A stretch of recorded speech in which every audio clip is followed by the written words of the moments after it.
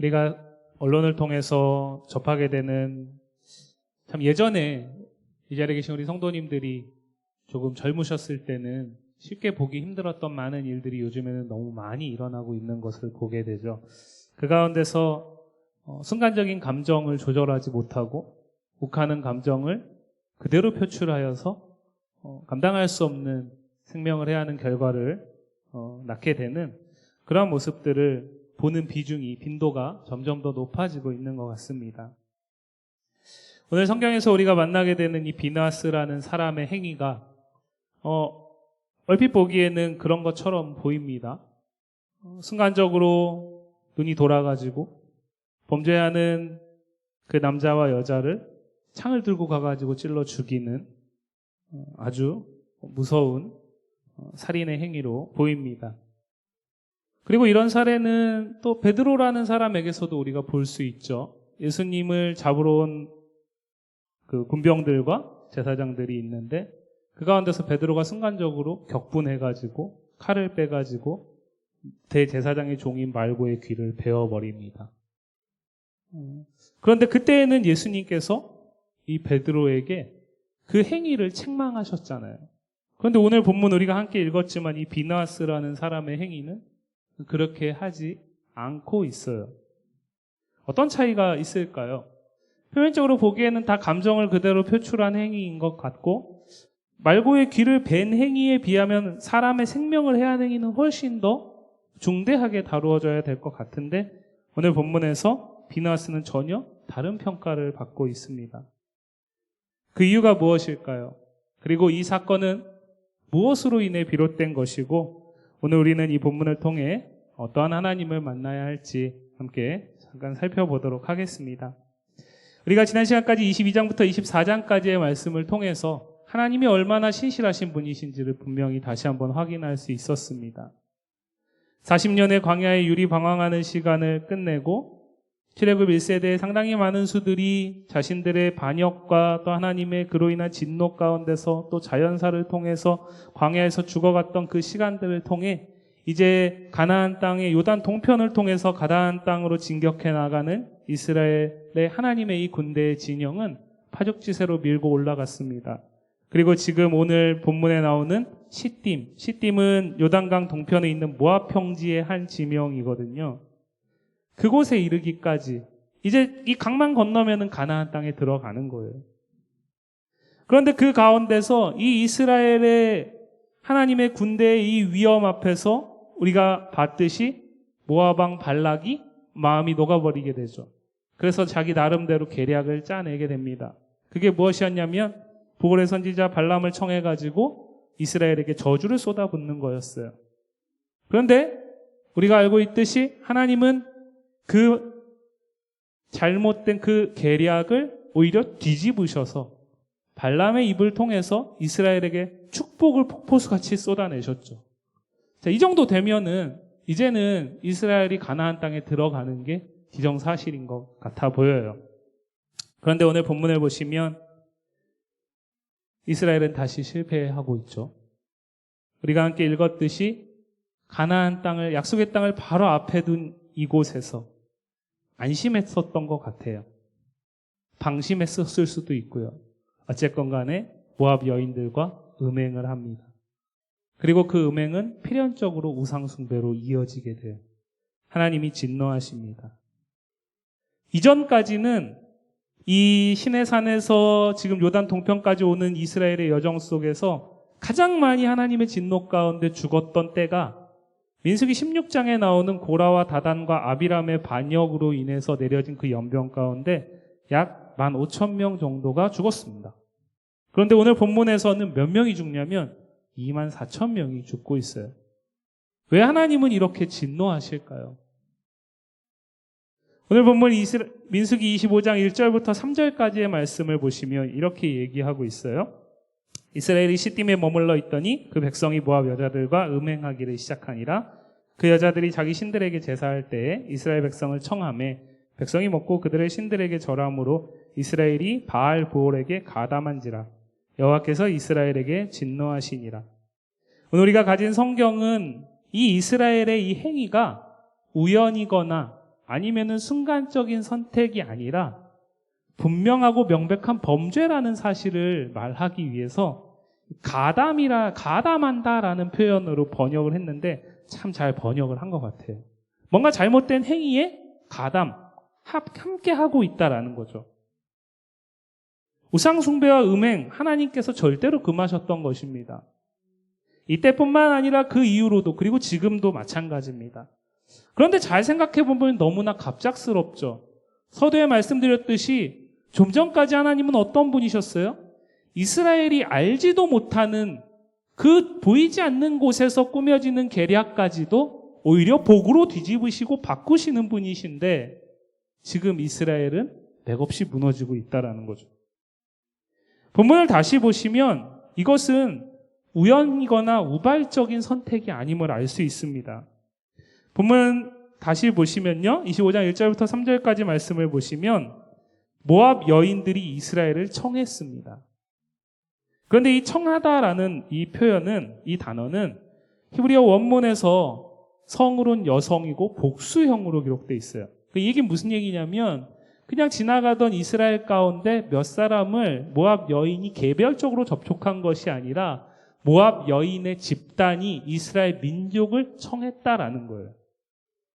그러면은 이건 뭘 의미하는 겁니까? 이것은 이 일을 설계한 사람이 있다라는 거죠. 이 일의 설계자가 누구일까요? 오늘 본문에서는 그 단서를 찾기가 조금 어려운데 민수기 31장 16절 말씀을 보시면 단서를 찾아볼 수 있어요. 보라, 이들이 발람의 꾀를 따라 이스라엘 자손을 부올의 사건은 오늘 본문을 얘기를 합니다. 부올의 사건에서 여호와 앞에 범죄하게 하여서 여호와의 회중 가운데 연병이 일어나게 하였다라고 민수기 31장은 얘기를 하고 있거든요. 근데 여기 보면 지금 누가 나옵니까? 발람이 나오고 있어요.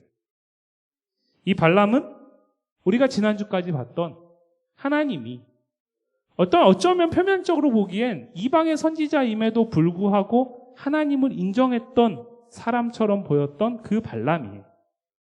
그 발람이 이 모든 일의 설계자다라고 성경은 얘기를 하고 있어요. 민수기 23장 28절 말씀을 보시면요. 발락이 3번에 걸쳐서 발람을 통해서 저주를 쏟아부을 때 장소를 계속 이동하잖아요. 그런데 그 3번째 장소가 어디였냐면 광야가 내려다 보이는 부올산 꼭대기다라고 얘기를 하고 있어요. 무슨 얘기냐면요. 산 위에서, 부올산 위에서 하나님은 이 거짓 선지자와 함께 싸워서 이스라엘을 신실하게 지키셨어요. 그런데 산 아래에 있는 이스라엘은 지금 실패하고 있는 겁니다. 발람은 발락에게 자신의 책임을 다해야 할 만큼 받은 것이 있습니다. 그리고 그는 자신이 스스로 하나님을 이길 수 없다라는 사실을 뼈저리게 느끼게 되죠. 그런데 이 사람은 받은 것이 있으니까 포기하지 못하는 거예요. 그래서 어떤 계략을 짰냐면 하나님과 상관없는 이스라엘 백성들이 스스로 내부에서 무너질 수밖에 없는 계략을 짠 겁니다. 그게 무엇이냐면 모압 여인들이 집단으로 이스라엘 민족의 남자들을 초청하는 행위를 통해서 음행과 우상숭배에 가담하게 하는 거였고 발람의 계략에 이스라엘은 그대로 넘어가 버린 거예요. 산 위에서 이스라엘은 하나님이 당신과 맺은 언약을 신실하게 지키기 위해서 그 악한 의도를 깨뜨리시고 싸워 이기셨는데 산 아래 이스라엘은 과거의 실패를 그대로 답습하고 있습니다. 이는 묘한 기시감을 주고 있어요. 오늘 본문은요. 이제 가나안 땅에 들어가기 이전에 출애굽 1세대가 마지막 장면에 등장하는 거거든요. 근데 이 가나안 여정의 첫 출발점은 어디라고 볼 수 있냐면 시내산 언약 가운데 있습니다. 그러니까 출애굽기 19장부터 해가지고 거기에서 내가 너희를 끄집어낸 것은 내가 너희로 제사장 나라가 되고 내 소유된 백성이 되게 하기 위한 것이다라는 목적을 말씀하신 다음에 10계명을 주시는 거거든요. 그런데 그 시내산 위에서 하나님이 모세를 통해서 이스라엘 백성과 언약을 맺어가는 그 과정 속에서 산 아래 이스라엘은 뭘 했는지 성경을 통해 우리는 알고 있죠. 아론에게 금송아지를 주조하게 했고 그 금송아지를 하나님이라고 말하면서 우상숭배에 민족적으로 가담하게 됐습니다. 1세대의 실패를 1세대가 이제 다수가 아닌 소수가 되었고 이제 2, 3세대가 가나안 땅으로 들어가는 이 현장 가운데서 다시 한번 답습하고 있어요. 참 감사한 것은 산 위에 하나님의 능력과 그 신실하심이 산 아래에 있는 이스라엘의 연약함과 불신실보다 훨씬 크다는 데 있습니다. 그렇지 않으면 이들은 약속의 땅에 들어갈 수 없었겠죠. 본문의 진노는 이스라엘을 향한 뜨거운 사랑을 가진 하나님의 신실하심의 또 다른 측면입니다. 하나님이 이스라엘을 너무 사랑하시기 때문에 하나님이 아닌 다른 우상을 숭배하는 것을 용납할 수 없는 거예요. 본문은 이것을 질투하시는 하나님으로 말하고 있습니다. 과거에는 이럴 때 모세가 있었습니다. 모세가 이스라엘 민족을 대표해가지고 하나님 앞에 기도했죠. 과거 시내산 아래에서도 그랬어요. 하나님 여기서 우리를 죽게 하시려면 뭐하러 끄집어냈냐부터 해가지고 우리가 느끼기에는 협박에 거의 준하는 하나님 앞에 기도를 올려드렸고 하나님이 진노를 멈추셨잖아요. 그러나 오늘 본문에서 모세는 별다른 일을 하지 못합니다. 어떤 측면에서는 하나님의 명령을 그대로 따르지도 않고 있어요. 하나님은 진노하시면서 모세에게 뭐라고 얘기했냐면 4절 이하의 말씀을 보시면 공개적으로 백성의 지도자들, 수령들을 잡아가지고 목매달라고 말씀하셨어요. 왜요? 이것은 개인의 일탈이 아니거든요. 민족의 일탈입니다. 그럼 이건 누구에게 책임이 있는 거예요? 각 지파를 이끌어가는 리더들한테 책임이 있다라는 거죠. 도의적인 책임이 있다라는 거예요. 그들이 행위적으로 참여를 했는지 안 했는지는 본문에서 말하고 있지 않기 때문에 알 수 없지만, 그러나 우리가 오늘 본문을 통해서 추측할 수 있는 것은 그들이 주도적으로 행위에 참여했다라고 볼 수 있습니다. 왜냐하면 뒤에 나오는 시므리라는 사람을 소개하고 있는 본문을 보시면 시므리는 14절 말씀을 보면 시므리는 살루의 아들이요 시므온인의 조상의 가문 중 한 지도자다라고 얘기를 하고 있거든요. 그러니까 이것은 어떤 일부 소수의 일탈이 아니라 민족적인 일탈일 뿐만 아니라 민족적인 반역 가운데 지도자들이 역할을 감당하지 못한 겁니다. 그렇기 때문에 하나님께서는 공개적으로 경고하실 필요가 있었던 거죠. 그래서 모세에게 각 수령들을 잡아다가 목을 매달아가지고 모든 사람들 앞에서 보게 함으로써 경고하라는 거예요. 그런데 모세는 이 말씀을 듣고 5절 말씀에서 뭐라고 얘기하냐면 이스라엘 재판관들에게 이르되 너희는 이 우상숭배 바알 보올에게 가담한 사람들을 죽이라. 무슨 얘기입니까? 행위자들을 색출하여서 죽이라는 거죠. 어찌되었든 간에 뒤늦게 자신들의 죄를 깨달은 이스라엘 온 회중은 회막문 앞에서 하나님 앞에 엎드립니다. 대성통곡을 하고 있어요. 너무나 당연한 모습이에요. 늦은 후회일지라도 반드시 있어야 할 모습인 거죠. 우리가 하나님 앞에 범죄할 때에는 그것이 죄이다라는 사실을 깨닫지 못할 때가 많이 있습니다. 그러나 참 감사한 건 무엇이죠?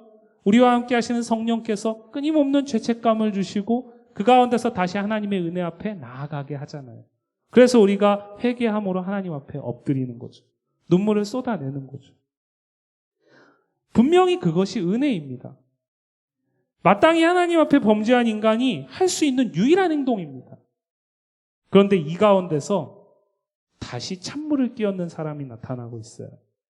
아까 말씀드렸던 시므리와 미디안 여인 고스비입니다. 지금 회막문 앞에 모든 회중들은 엎드려 있어요. 성경은 분명히 온 회중이라고 얘기를 하고 있죠. 모든 회중들은 엎드려 있습니다. 하나님의 긍휼을 구하는 거죠. 하나님의 긍휼이 없으면 이 연병의 진노가 그치지 않거든요. 죽어나가는 사람들이 보입니다. 하나님이 내 생명을 언제 거두어 가실지 몰라요. 그래서 엎드려 있어요. 그런데 시므리와 고스비는 당당하게 그 사람들 앞에서 나타나요. 그리고 시므리는 그 여인을 자기 막사로, 이 둘은 각자 자기의 막사로 들어갑니다. 지금 이들이 무엇 때문에 회막문 앞에 엎드려 울고 있죠? 음행한 것 때문이잖아요. 음행을 통해 우상숭배한 것 때문이에요. 이스라엘이 모압 미디안 여인들과 음행하였기 때문입니다. 그런데 이 시므리는 고스비와 함께 공개적으로 죄를 이어가고 있어요. 큰일 났습니다. 하나님이 긍휼은커녕 더 큰 진노가 임할지도 몰라요. 이 절체절명의 순간 가운데 언제나 그랬듯이 드라마에서나 영화에서 보는 난세의 영웅 한 사람이 나타나는데 그 사람이 비느하스예요. 비느하스가 분연히 떨치고 일어납니다. 창을 들었어요. 그리고 그 막사로 쫓아 들어갑니다. 민수기 25장 7절과 8절 말씀 같이 읽습니다. 시작. 제사장 아론의 자손 엘리아살의 아들 비느하스가 보고 회중 가운데서 일어나 손에 창을 들고 그 이스라엘 남자를 따라 그의 막사가 들어가 이스라엘 남자와 그 여인의 배를 꿰뚫어서 두 사람을 죽이니 연병이 이스라엘 자손에게 그쳤더라. 용납할 수 없는 행동을 공개적으로 하고 있는 이 시므리와 고스비가 들어간 막사의 비느하스가 쫓아 들어가가지고 한 창으로 둘의 배를 꿰뚫어서 찔러 죽였다라고 얘기를 하고 있어요. 추측건데 한 번에 둘을 찔러서 배를 관통했다라는 것은 여러분들이 생각하는 그 상황인 겁니다. 놀랍게도 하나님의 진노가 임하는 상황 속에서도 범죄를 서슴없이 행하고 있는 이 두 남녀를 비느하스는 찔러 죽였어요. 그리고 연병이 이스라엘 자손에게서 그쳤습니다. 하나님이 진노를 멈추신 것. 그리고 이 사건으로 인해 이후 미디안 족속은 이스라엘의 대적으로서 성경에 나타나게 되고 오늘 본문 16, 17절 말씀에서 하나님은 이 사건을 마무리하시면서 미디안이들을 대적하여 그들을 치라고 모세에게 말씀하셨고 이후에 민수기 31장, 사사기 6장의 기드온 사사시대 때 계속해서 미디안은 이스라엘의 대적으로 성경에서 등장하게 됩니다.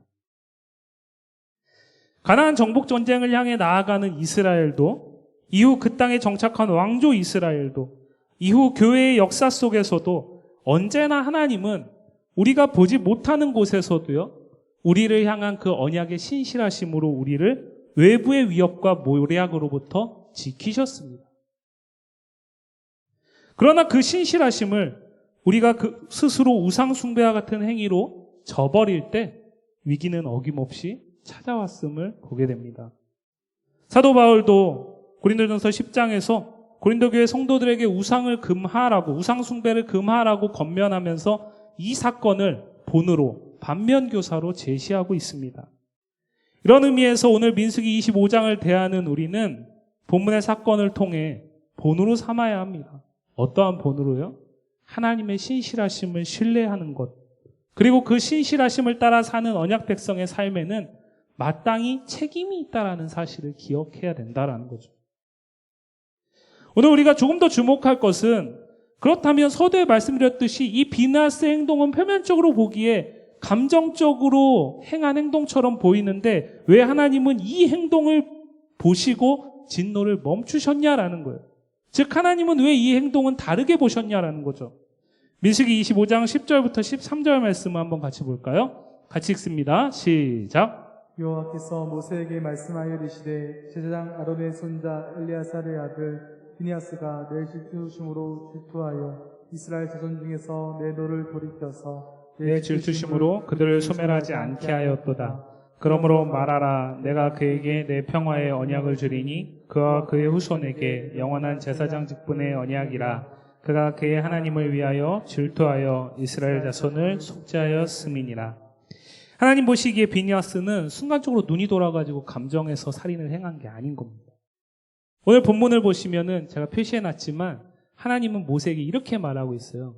지금 제사장 아론의 손자 엘라살의 아들 비느하스는 내 질투심으로, 하나님의 질투하심, 그 질투하시는 하나님의 속성으로 질투하였고 그 결과가 지금 시므리와 고스비를 창으로 찔러 죽인 것이다라는 거죠.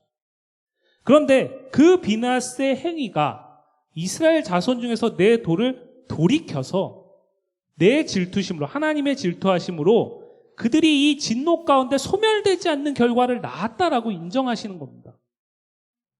그리고 마지막에 중요한 표현이 나와요. 비느하스가 하나님을 위하여 질투한 이 결과 이스라엘 자손을 이 부올의 음행과 우상숭배에서 속죄하였다라고 얘기를 하고 있어요. 성경은 오늘 본문에 나오는 이 비느하스를 이야기할 때 계속해서 뭐라고 얘기를 하냐면 그는 아론의 손자였다. 엘라아살의 아들이었다라고 얘기를 해요. 아론은 대제사장입니다. 비느하스는 그 제사장 가문에 속해 있었던 사람이라는 거죠. 제사장의 역할을 해야 된다는 거예요.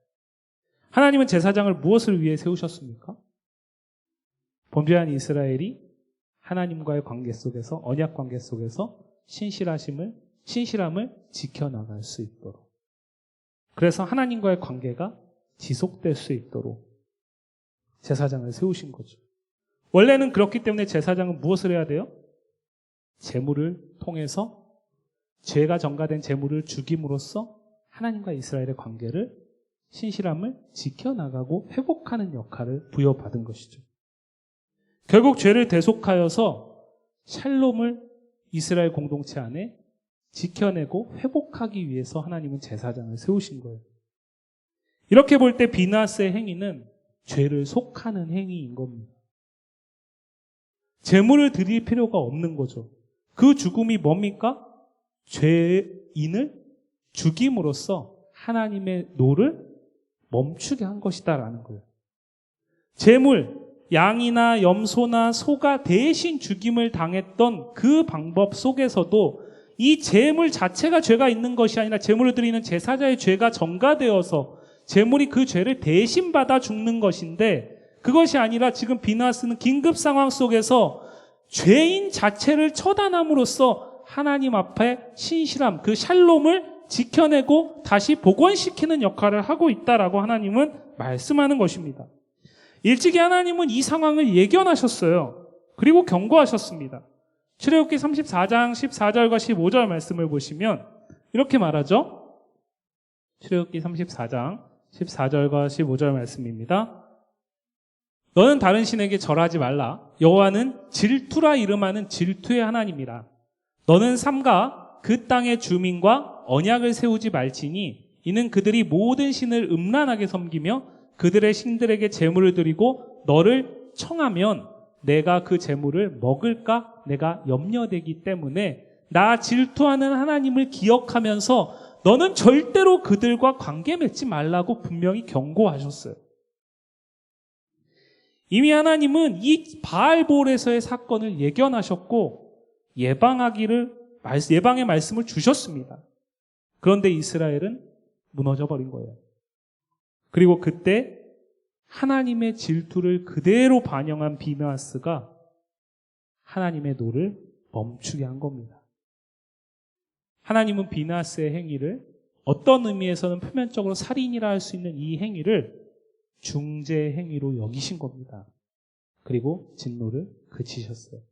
이에 대해서 시편 기자는 이렇게 평가합니다. 시편 106편 30절 말씀 같이 읽습니다. 시작. 그때 비느하스가 일어서서 중재하니 이에 재앙이 그쳤도다. 예. 시편 기자가 뭐라고 얘기를 하죠?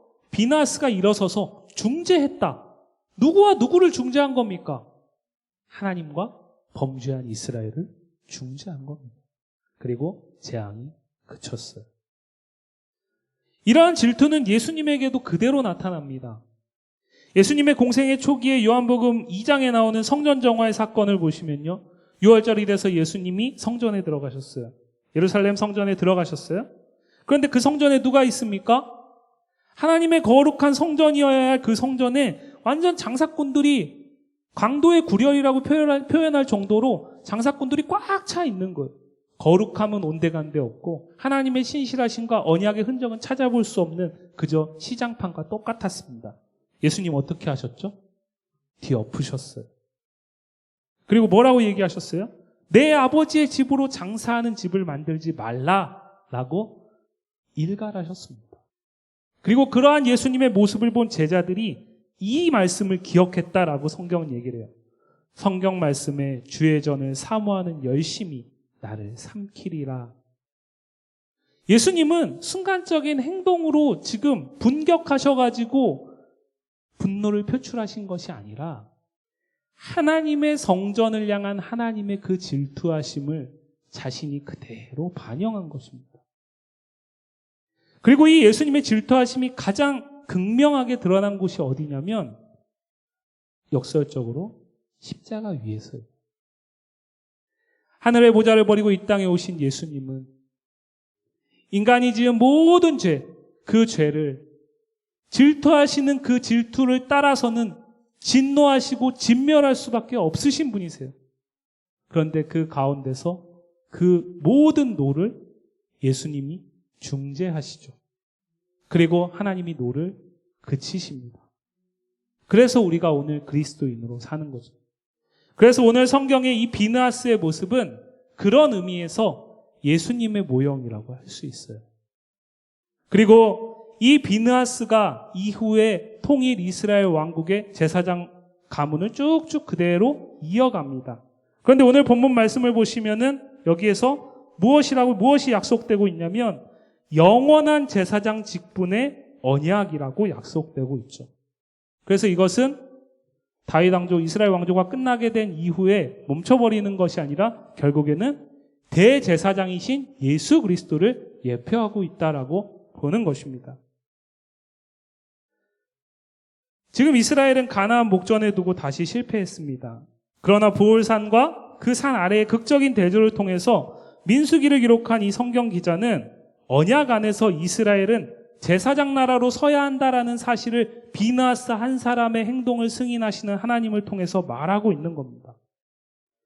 예수님도 공생의 기간에 바로 그 일을 하신 거예요. 그리고 그렇게 중재함을 통해서 이제 그리스도의 소유된 우리, 또 다른 우리의 직분인 제사장 나라로서 우리가 이 세상을 살아간다라는 것은 우리에게도 역시 그 역할이 맡겨져 있다라는 겁니다.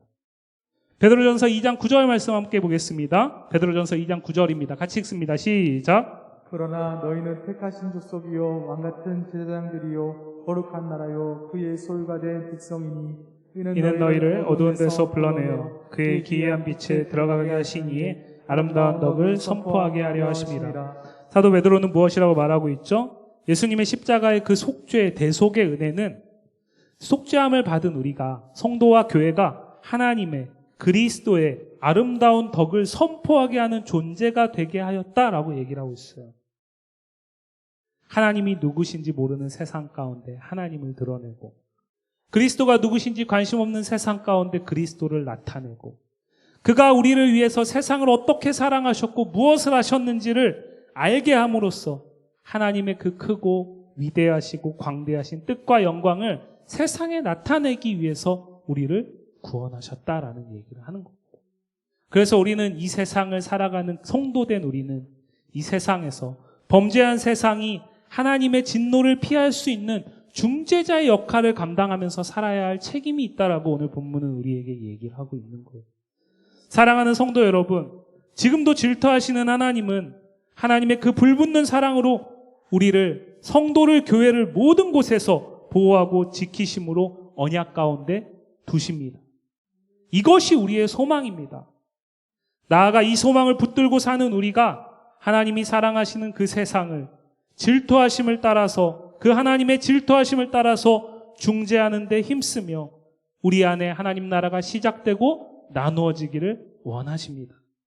하나님의 뜻을 따라 오늘을 살며 세상을 엔샬롬의 샬롬이 없는 이 세상 가운데 샬롬의 언약으로 초대하는 제사장 나라 되는 성도와 교회이기를 주님의 이름으로 간절히 소망합니다.